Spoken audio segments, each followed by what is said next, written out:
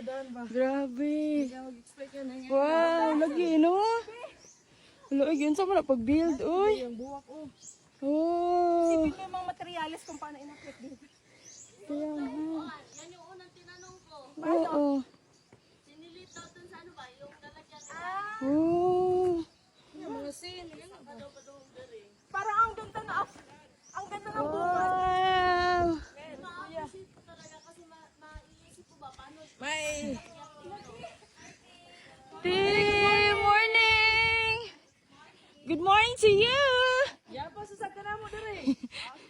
Sige, kag tago ha. Sakto 30 minutes. Kanay sa ilang house. Napay flower. Ayun na duha. Conjugal. Conjugal property. Oh, yung pa-welcome. Bongga guys.